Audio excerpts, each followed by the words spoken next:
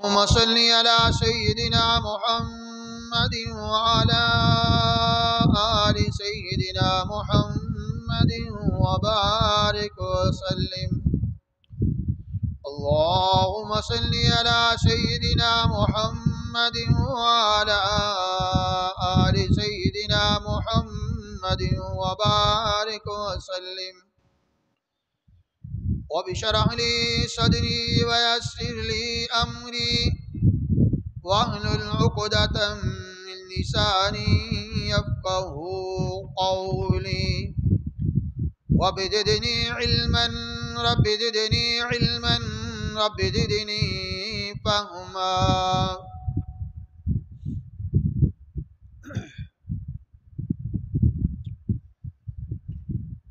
ہر قسم کی حمد و ثنا اللہ وحدہ لا شریک کی ذات کبریا کے لیے ہے، جو ذات ہمیشہ سے ہے اور ہمیشہ رہنے والی ذات ہے۔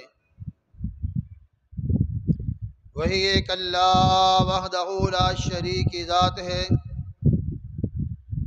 جس نے تنہا یہ زمین و آسمان اور جو کچھ اس کے اندر ہے پیدا فرمایا۔ وہی ایک اللہ وحدہ لا شریک کی ذات ہے جو تنہا اس سارے نظام کو سنبھالے اور چلائے ہوئے ہے۔ وہی ایک اللہ وحدہ لا شریک کی ذات ہے جو ہر جگہ حاضر اور ناظر ذات ہے، ہر کسی کی ہر آن سننے والی ذات ہے۔ درود و سلام میرے اور آپ کے آقا محبوب کائنات محبوب خدا احمد مجتبی جناب محمد مصطفیٰ صلی اللہ علیہ وآلہ وسلم کی ذات کے لیے نذرانہ عقیدت پیش کرنے کے بعد، بندہ ناچیز نے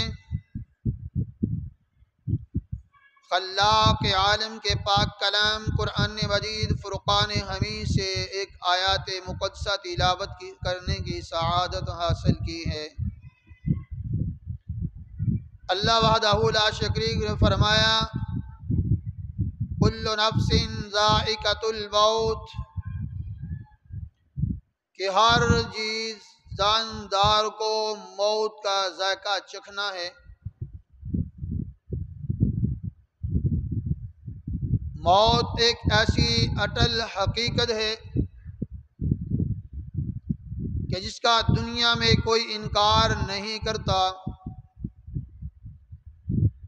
چاہے دنیا کا وہ کسی مذہب سے تعلق رکھتا ہو، کسی قوم سے کسی قبیلے سے تعلق رکھتا ہو، کسی زمانے سے تعلق رکھتا ہو۔ دنیا کے تقریباً ہر مسئلے کے اندر لوگوں نے اختلاف کیا ہے۔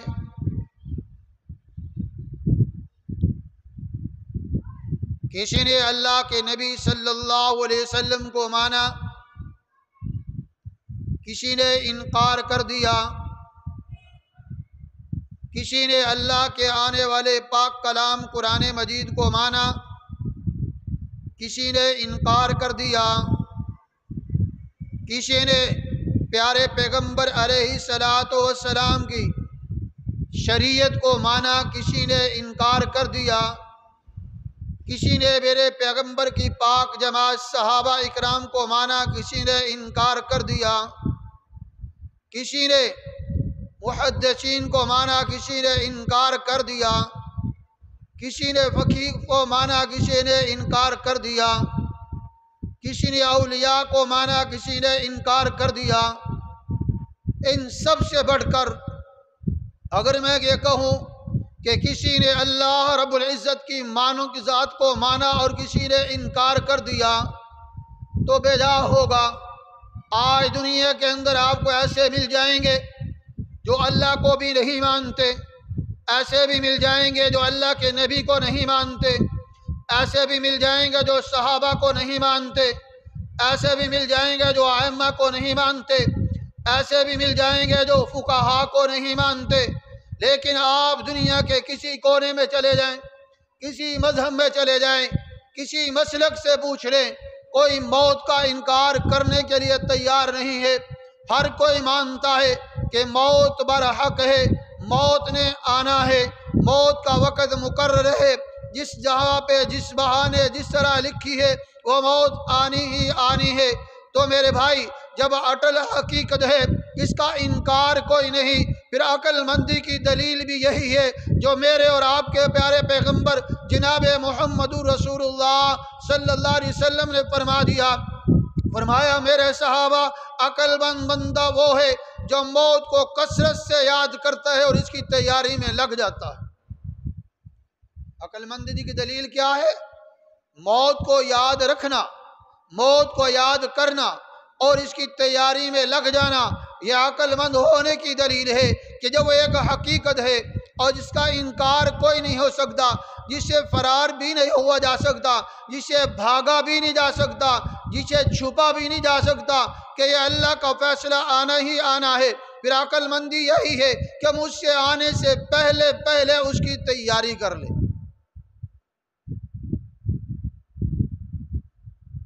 اب تیاری کیا ہے کہ ہم نے اپنی زندگی کو اللہ رب العزت کے احکامات پر لانا ہے، جناب محمد رسول اللہ صلی اللہ علیہ وسلم کے طریقے پہ لانا ہے۔ حقیقت کیا ہے کہ جو رب نے میرے اور آپ کے لیے قانون اور حکم بنا کے بھیجا ہے ان پر عمل کرنا ہے۔ حقیقت یہ ہے کہ میں نے آقا علیہ الصلوۃ والسلام کی پیاری پیاری سنتوں پر عمل کرنا ہے، یہی نجات اور یہی حقیقت ہے۔ آج اس سے آگے چل کر، یہ اس سے پیچھے ہٹ کر ہم جو زندگی گزاریں گے، یقیناً وہ خسارے کی زندگی ہے، ناکامی کی زندگی ہے، زندگی ضائع ہونے کا ذریعہ ہے۔ کامیابی یہی ہے کہ ہم شریعت کے دائرے میں اپنے آپ کو لے آئیں۔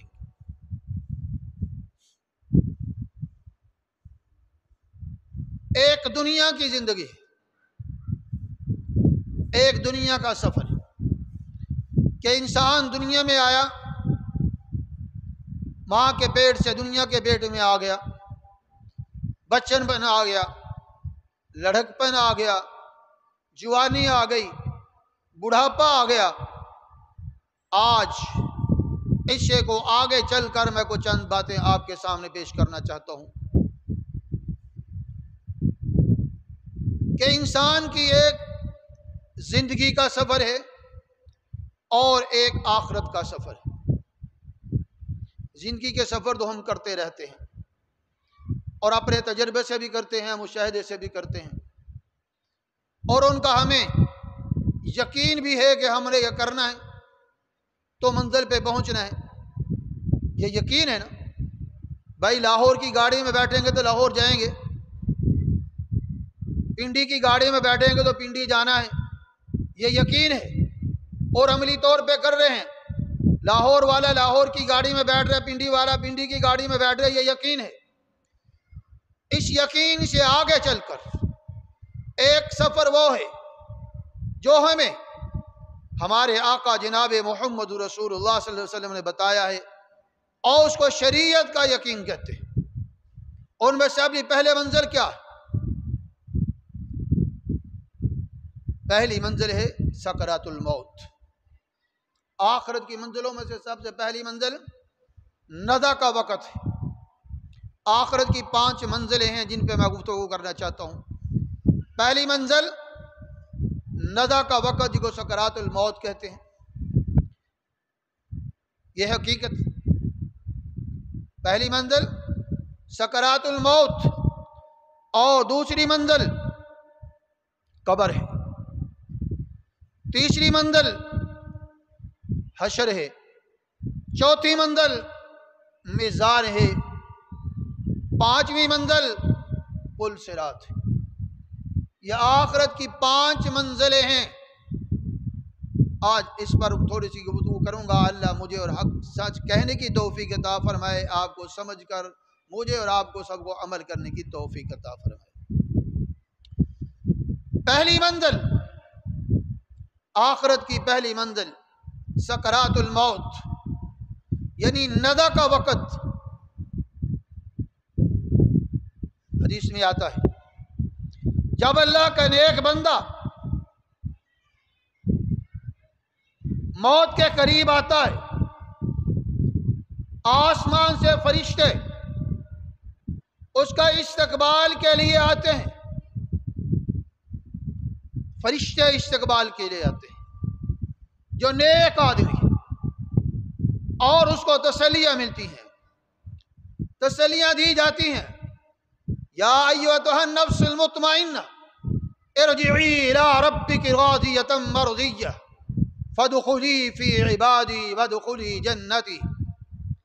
یہ دنیا کے اندر اس کو بشارتیں مل جاتی ہیں جو نیک بندہ ہے، اور اس کی روح آسانی سے نکلتی ہے، اور ایک وہ گنہگار بندہ ہے، ایک فاسق اور فاجر بندہ ہے، جب اس کی موت آتی ہے فرمایا کہ جہنم کے فرشتے آتے ہیں جو ان کی شکلیں بھی ڈراؤنی ہوتی ہیں، ان کے ہاتھوں میں ہتھوڑے ہوتے ہیں، اور جب اس کو طرف دیکھتا ہے بندہ گھبرا جاتا ہے۔ سکرات الموت کتنا سخت مرحلہ ہے۔ حدیث میں فرمایا گیا کہ سکرات الموت ایسا ہے، نزع کا وقت ایسا ہے جیسے انسان کے جسم کے اندر ایک ٹہنی کانٹوں والی ڈال دی جائے اور جسم کے راشے میں وہ رچ جائے، پھر اس ٹہنی کو یکدم کھینچا جائے تو جسم کے ایک ایک لوتھڑے سے درد محسوس ہوتی ہے۔ فرمایا کہ جب گنہگار کی روح نکالی جاتی ہے تو جسم کے ایک ایک لوتھڑے سے، ایک ایک اعضاء سے اس طرح تکلیف ہوتی ہے کہ بندہ تلملا جاتا ہے، تڑپ جاتا ہے، لیکن اس وقت کوئی چارہ نہیں ہوتا، وہ کہہ کوئی نہیں سکتا، بتا کچھ نہیں سکتا، کیونکہ اس کو اپنی پڑی ہوتی ہے۔ فرمایا کہ سکرات الموت بڑا سخت مرحلہ ہے۔ کسی نے فرمایا کہ سکرات الموت ایسی ہے کہ جیسا کسی طرح زندہ بکری کو لٹکا کر اس کی خال اتاری جائے، زندہ انسان کے زندہ کی خال اتاری جائے، کتنی تکلیف ہوتی ہے۔ آپ مشاہدہ کرتے ہیں جب جانور ذبح کرتے ہیں تو کیا کیفیت ہوتی ہے، کیا اس کو تڑپتا دیکھتے ہیں، وہ کس بے حسی بے بسی کے عالم کے اندر تحت پاؤں مار رہا ہوتا ہے کہ جسم سے جان نکلتی ہے، بندہ کس طرح وہ جاندار کس طرح تڑپتا ہے۔ حدیث میں فرمایا گیا کل نفس ذائقۃ الموت، اے دیندارو، اے دنیا والو، موت کا ذائقہ چکھنا ہے، اور موت کے ذائقے دو ہی ہوں گے، یا تو میٹھا ہوگا یا کڑوا ہوگا، یا اچھا ہوگا یا برا ہوگا، یا سکین والا ہوگا یا تکلیف والا ہوگا، اور یہ میں نے اور آپ نے بنانا ہے۔ جیسی زندگی گزاریں گے ویسی موت آئے گی، جیسے اعمال کریں گے ویسے اللہ کی طرف سے فرشتے آئیں گے۔ سکرات الموت،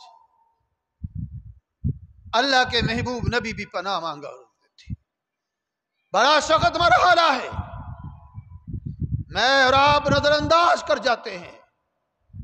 اللہ سے پناہ مانگنی چاہیے۔ آخری وقت ہوتا ہے، فرمایا جس نے آخری وقت کے اندر لا الہ الا اللہ محمد رسول اللہ پڑھ لیا دخل الجنہ، وہ جنت میں داخل ہو جائے گا۔ لیکن آج ہم زندگی جس انداز میں گزارتے ہیں، ہماری زبانوں پہ کلمہ آ جائے تو اللہ کا انعام ہے، ورنہ ہماری زندگی جس غفلت میں گزر رہی ہے، اللہ معاف فرمائے کلمہ بھی یاد نہیں رہتا۔ فرمایا جس حال میں زندگی گزارو گے اسی حال میں موت آئے گی، جس حال میں زندگی گزارو گے اسی حال میں موت آئے گی۔ آج ہمارا 24 گھنٹے کا حال کیا ہے، ہمارا مسجد سے تعلق کیا ہے، ہمارا قرآن سے تعلق کیا ہے، اللہ کے ذکر سے تعلق کتنا ہے، ہم کتنا ذکر کرتے ہیں، کتنی نمازیں پڑھتے ہیں، کتنا اللہ کو یاد کرتے ہیں، کتنا کلمہ کا ورد کرتے ہیں۔ جب زندگی میں کلمہ کا ورد کرتے رہیں گے تو مرتے وقت کلمہ بھی نصیب ہو جائے گا۔ حدیث میں آتا ہے کہ مرنے والے کے پاس بیٹھ کر کلمہ پڑھو، جب اس کے پاس بیٹھ کے کلمہ پڑھو گے، وہ زندگی میں کلمہ پڑھتا رہا، وہ زندگی میں سنتا رہا کہ مرتے وقت کلمہ پڑھیں گے تو جنت کے دروازے کھل جائیں گے، اس کو موت تو یقینی نظر آ رہی ہے۔ جب وہ اس کے پاس بیٹھ کر آپ کلمہ پڑھیں گے اس کی زبان پہ کلمہ جاری ہو جائے گا، ادھر موت آئے گی، ادھر سے جنت کے دروازے کھل جائیں گے۔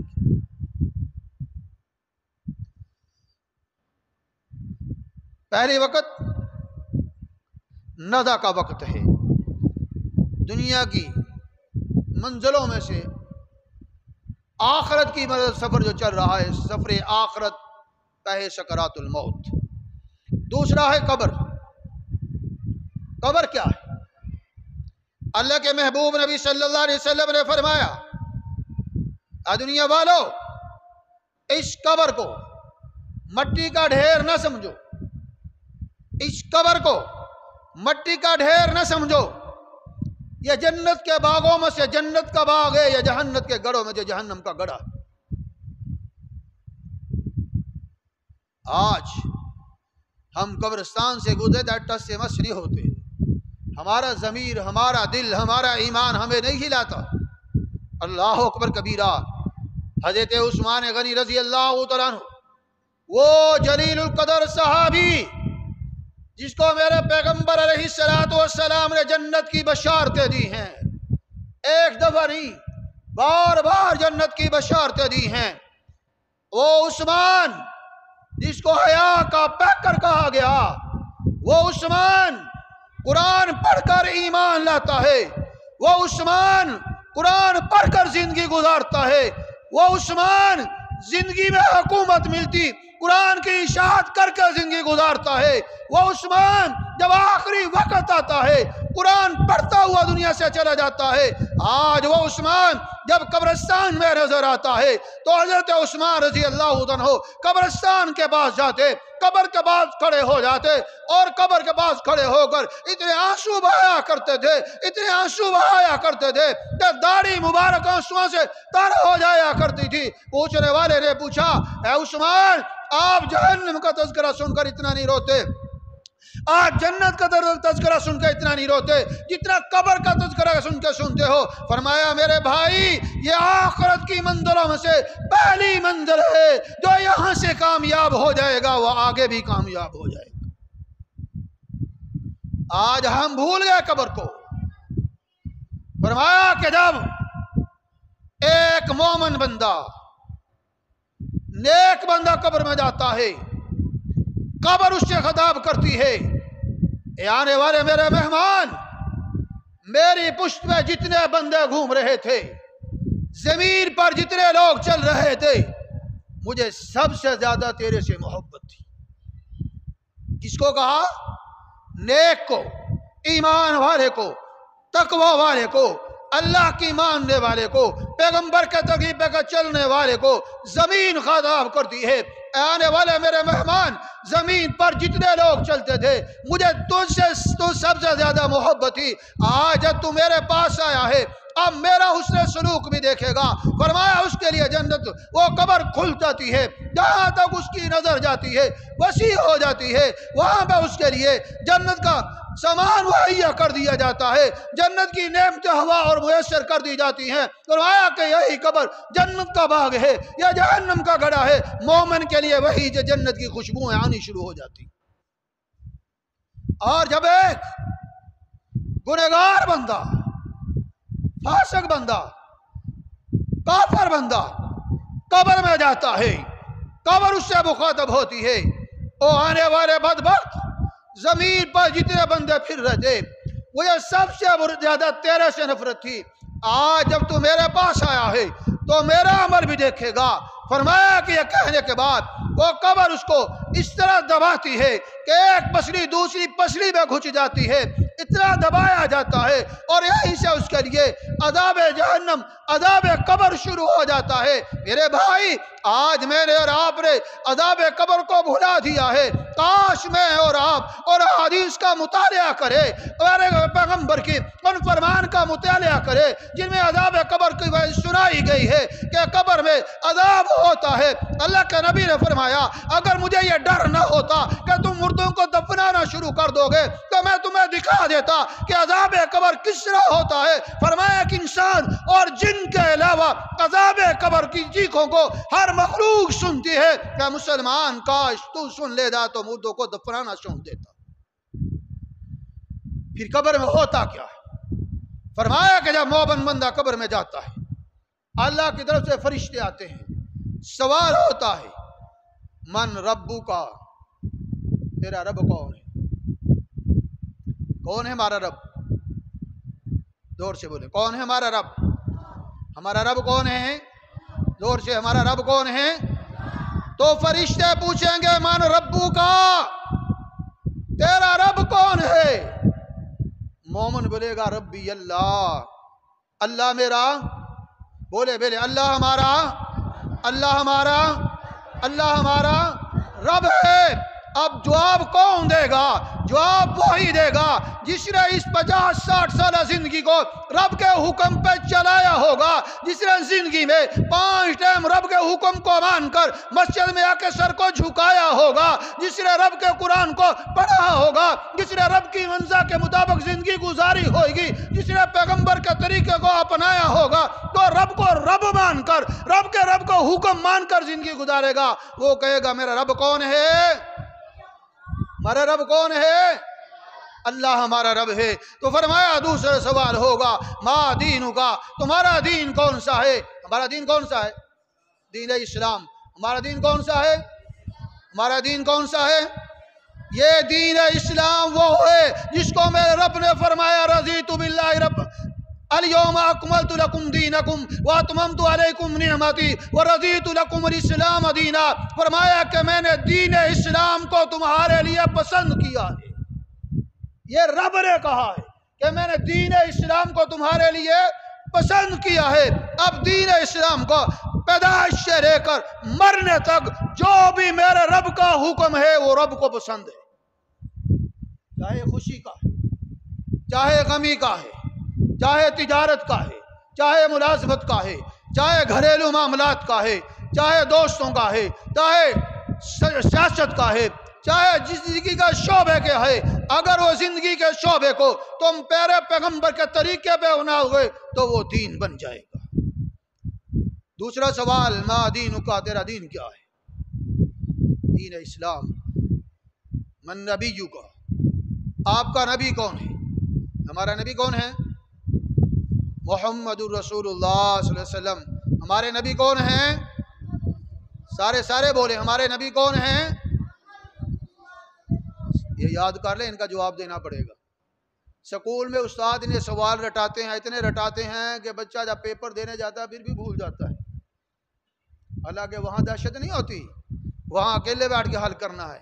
قبر میں تو دہشت ہوگی، تنہا اکیلا ہوگا، لیکن جواب کون دے گا؟ جس نے مشق کی ہوگی۔ آج اس چیز کی مشق کیا کریں کہ میرا رب کون ہے، ہمارا رب کون ہے، ہمارا دین کیا ہے، ہمارا نبی کون ہے؟ محمد رسول اللہ صلی اللہ علیہ وسلم۔ تو میں نے عرض کیا تھا کہ آخرت کی منزلوں میں سے پہلی منزل سکرات الموت ہے، نزع کا وقت ہے، اور دوسری منزل قبر ہے، اور قبر سے آگے فرمایا پھر حشر ہے۔ حشر کا ایک دن 50,000 سال کے برابر ہوگا۔ کتنا؟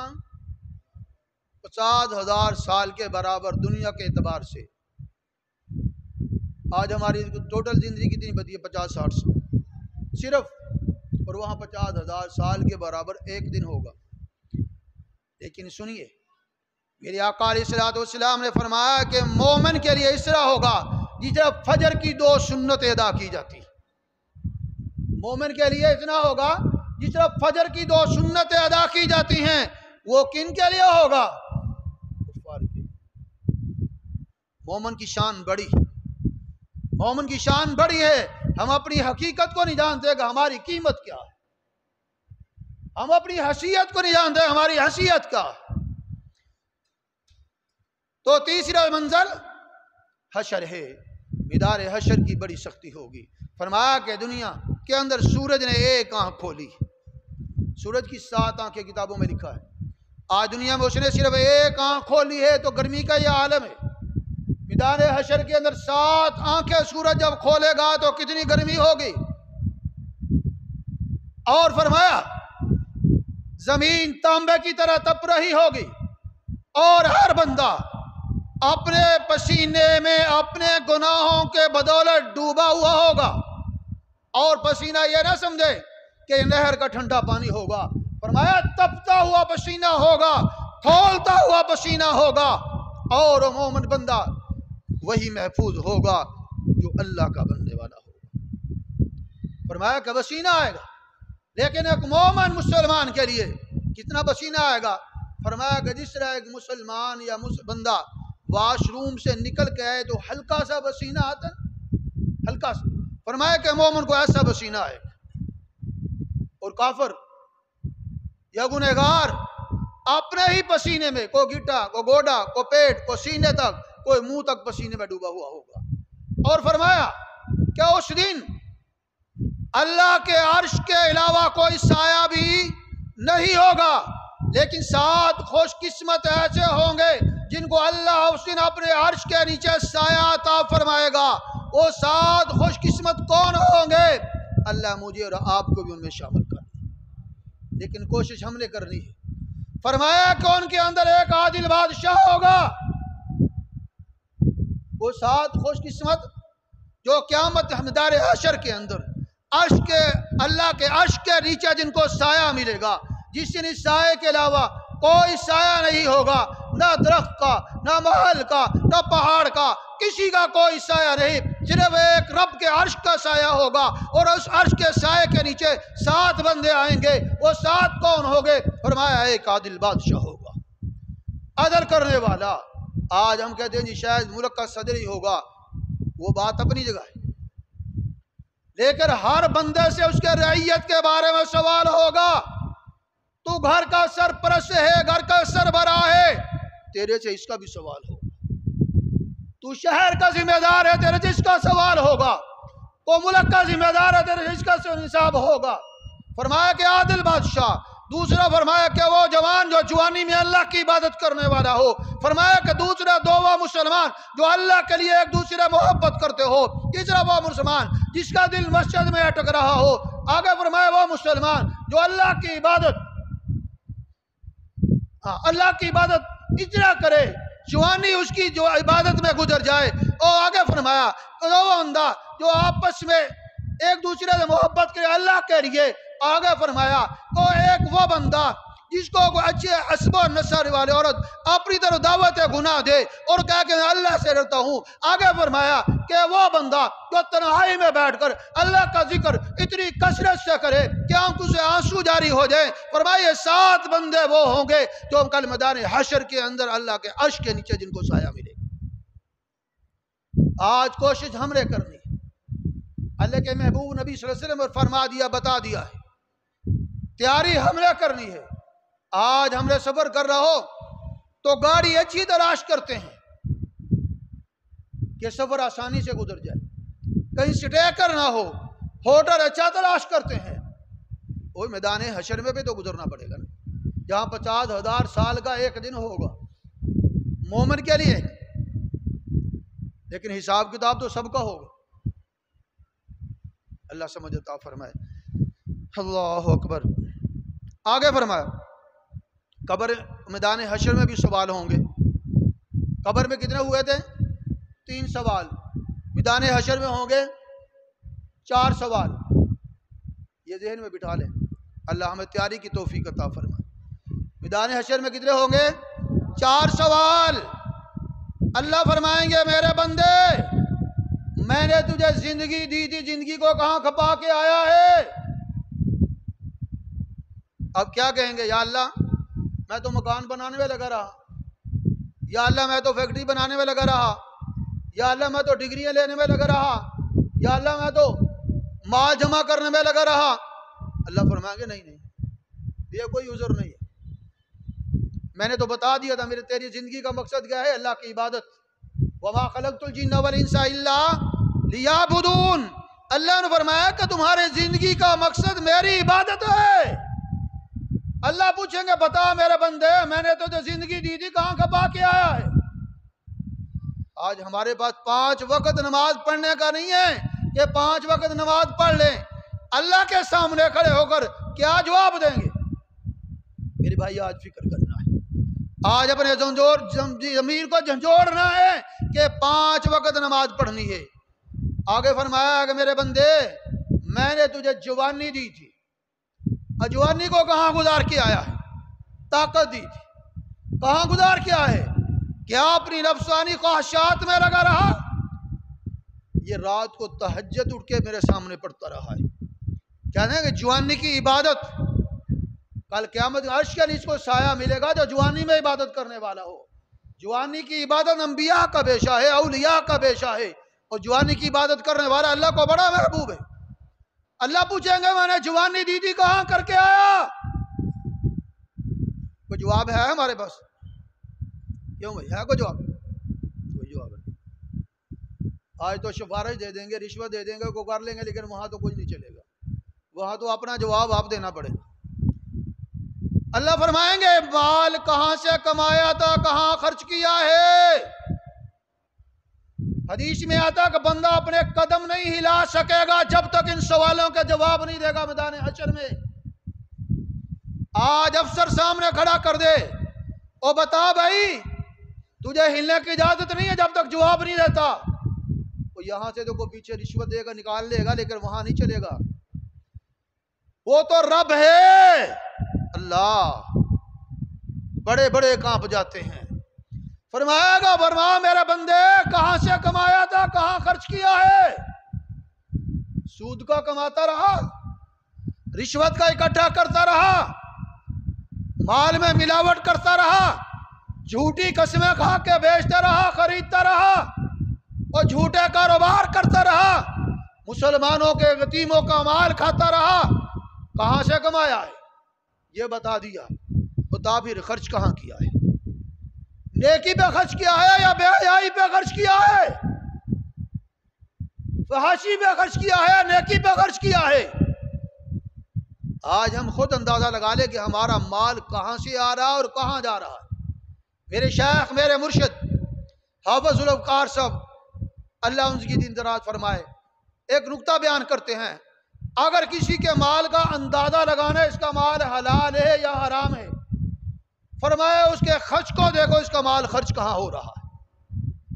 مال کا اندازہ لگانا حلال ہے یا حرام ہے، اس کے خرچ کو دیکھو کہ کہاں پہ خرچ ہو رہا ہے۔ اگر اچھی چیزوں پہ، نیک کاموں پہ، نیکی کے کاموں میں خرچ ہو رہا ہے تو حلال کا مال ہے، اگر حرام پہ لگ رہا ہے تو حرام کا مال ہے۔ چوتھا سوال کہ آپ نے علم کے اوپر کتنا عمل کیا تھا؟ علم کے اوپر کتنا عمل کیا تھا؟ آج کسی کھڑے ہو نا دوستوں میں یا بیٹھ جائے، مولوی بیچارہ ایک بات کرتا ہے، اگر دورا 2 کرتا ہے۔ جی نہیں مولوی صاحب انج نہیں انج ہے، جی کار صاحب انج نہیں انج ہے۔ بھئی تو بڑا مولوی 8-10 سال مولوی پڑھ کے آیا ہے، اور جس نے ایک دن مسجد میں جا کے نہیں دیکھا وہ آگے ایک دار سنا رہا ہے۔ مان لیا تیرا پاس علم ہے، لیکن بتا جب میرا رب کہے گا تجھے علم تھا تو عمل کتنا ہے بتا، پھر کیا جواب دیں گے؟ آج تو جو مولوی سے بحث کر لیں گے، مفتی سے، استاد سے بحث کر لیں گے، پیر سے بحث کر لیں گے، مان لیا سب سے کر لیں گے، لیکن رب کے سامنے کیا جواب دیں گے جب رب کہے گا بتا جو تیرے پاس علم تھا کتنا عمل کر کے آیا ہے؟ اللہ اکبر۔ یہ میدان حشر کے اندر 4 سوال ہیں۔ آگے میزان پر جہاں پہ عمل تلیں گے، اب وہاں پتہ چلے گا بھئی کھوٹا کون ہے اور کھرا کون ہے۔ آج دنیا میں تو اللہ نے پردہ ڈالا ہے ہر کسی کا اوپر۔ چوتھا سفر آخرت میں میزان ہے جہاں پہ عمل تلیں گے، وہاں پہ دیکھا جائے گا کہ نیکیاں کتنی ہیں اور بدیاں کتنی ہیں۔ جس کی نیکیاں اچھی ہیں وہ تو اپنا نام عملہ دکھاتا پھرے گا، دیکھو بھائی میں کامیاب ہو گیا، میں کامیاب ہو گیا، اللہ معاف فرمائے۔ اور جو ناکام ہو گیا وہ شرمندگی کے منہ چھپاتا ہوا جائے گا۔ جس طرح آج کو بچہ اسکول میں فیل ہو جائے نا، کیا ہوا؟ کوئی نہیں یار، وہ کیا ہے، وہ بس یار انہیں فیل کر دیتا ہے، انہوں کر دیتا ہے، میں ساری زندگی کوشش نہ کرا، میرا کوئی نہیں، انہوں نے فیل کر دیتا ہے۔ اور وہاں پہ کیا ہوگا؟ یہ زندگی کی ساری ہسٹری ہمارے سامنے آ جائے گی، ہمارے ایک ایک عمل کو تولا جائے گا چھوٹے سے بڑا تک. ٹائم ختم ہو رہا ہے ورنہ اس میں بہت واقعہ ایک عجیب تھا، انشاءاللہ پھر کبھی موقع ملا. تو آخرت کی منزلوں میں سے چوتھی منزل ہے میزان، اور پانچویں منزل ہے پل صراط. پل صراط، اللہ اکبر اللہ اکبر، رونگٹے کھڑے ہوتے ہیں. فرمایا کہ تلوار سے تیز ہے، بال سے باریک ہے، جہنم کے اوپر سے بنی ہوئی ہے. اور وہ پل ایسی ہے جہاں پہ اندھیرا ہے، اندھیرا بھی ہو، اتنا باریک بھی ہو، اور وہاں سے گزرنا بھی ہو. پھر کیسے گزریں گے؟ اللہ کے نبی صلی اللہ علیہ وسلم نے فرمایا کہ ایمان والے اپنی ایمان کی روشنی سے تلاش کرتے گزر جائیں گے، اور کافر کے پاس ایمان کی روشنی نہیں ہوگی، اس کو راستہ ہی نظر نہیں آئے.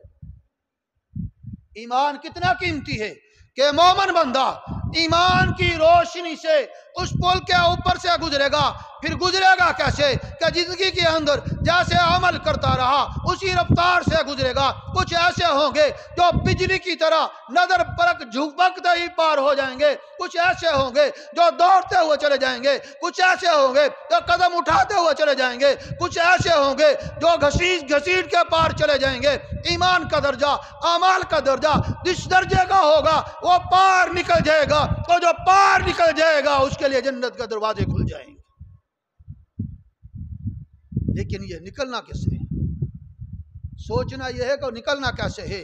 آج ایئرپورٹ کراس کرنا ہو تو کاغذات چیک ہوتے ہیں، تھوڑی سی خرابی ہو نکل جاؤ واپس.